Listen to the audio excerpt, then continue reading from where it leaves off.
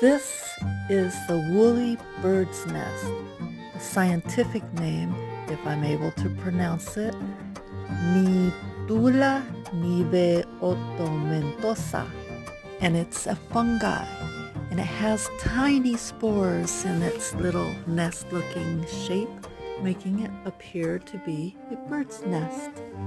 This is the third time I've found these bird nests, and each time they've been different types. And this is the woolly bird's nest. Very interesting.